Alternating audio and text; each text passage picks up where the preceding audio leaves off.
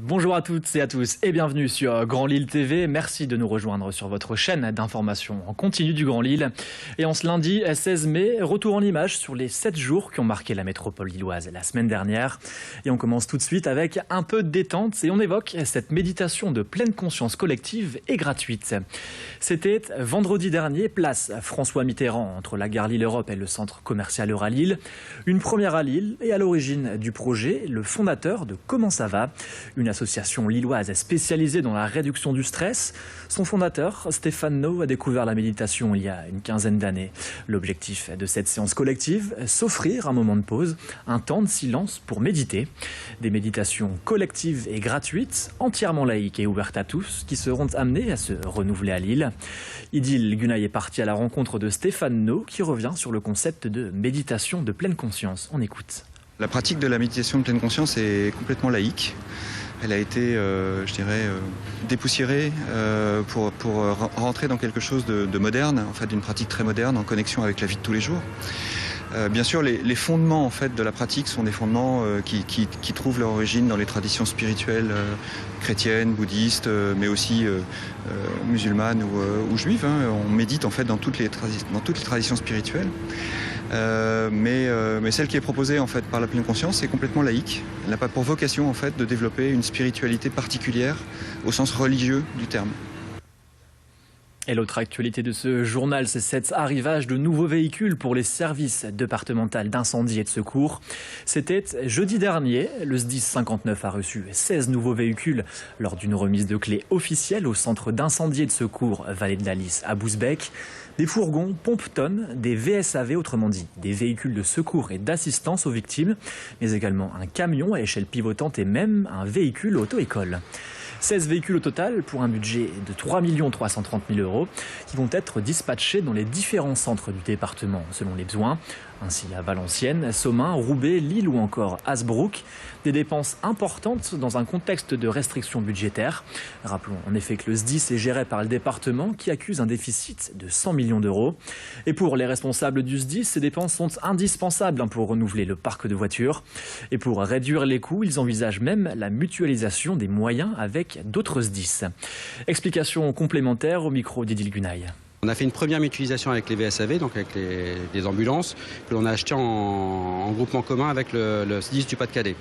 Et c'est quelque chose qu'on veut développer beaucoup plus à l'avenir. On est d'ailleurs allé avec le président Le Cerf dans le Rhône pour voir le SDIS du Rhône. Et eux font partie d'un groupement de commandes d'une dizaine de départements. Et pourquoi pas s'intégrer dans ce groupement? Parce que quand on doit commander un fourgon pompe-tonne, qu'on soit dans le Nord, qu'on soit dans le Rhône ou qu'on soit dans un autre département, c'est toujours le même fourgon pompe-tonne. Et si demain, lorsqu'on passe une commande, on en commande 100 au lieu d'en commander 10, on aura des prix qui seront beaucoup plus intéressants. Donc on va aller beaucoup plus vers cette mutualisation avec les autres SDIS parce que les besoins sont les mêmes, quels que soient les SDIS.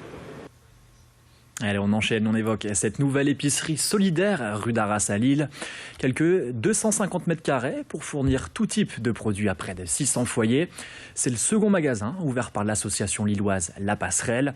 La première boutique était devenue trop petite tout simplement pour répondre à la demande des bénéficiaires de plus en plus nombreux.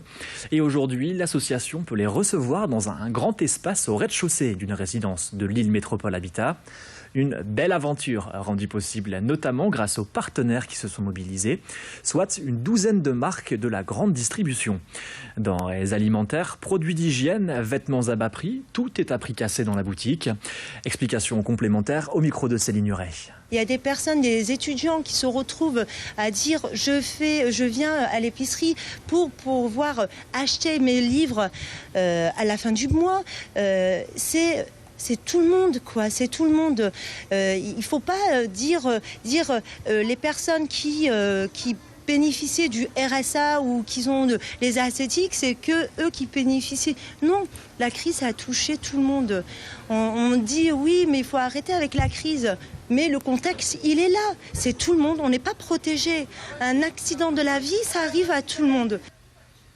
Et on passe à la culture à présent sur Grand Lille TV et on vous rappelle l'exposition Modigliani aux lames de Villeneuve d'Ascq. Jusqu'au 5 juin, le LAM expose une des plus belles collections publiques françaises du célèbre artiste de Montparnasse.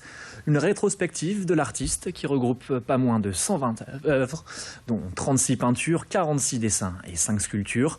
Et justement, une partie de ces œuvres a été prêtée par Roger Dutilleul et Jean Mazurel, 2 collectionneurs français, soit 6 peintures, 7 dessins et une rare sculpture en marbre. À l'exposition propose une traversée de l'œuvre de l'artiste en explorant 3 aspects de sa carrière, son rapport à la sculpture, le portrait et sa relation avec son ami Dutilleul. On écoute tout de suite la commissaire de l'exposition au micro de nos journalistes. Il y a un fil rouge qui est proprement historique puisque c'est donc la collection Dutilleul qui est à l'origine de l'histoire du musée. Après sinon en ce qui concerne l'œuvre de Modigliani de manière générale, on peut dire que ce qui est vraiment récurrent dans son travail, c'est son intérêt pour la figure humaine et en particulier pour le visage. C'est-à-dire que c'est quelqu'un qui n'a quasiment pas réalisé de paysage, aucune nature morte connue, mais il s'est toujours consacré à la figure humaine. Donc soit une forme de beauté idéale au début quand il commence à travailler dans le domaine de la sculpture, soit des portraits donc d'artistes ou de ses compagnes. Allez, fin de cette édition. Merci à toutes et à tous d'avoir été avec nous. On se retrouve dans un instant pour faire le point sur votre météo.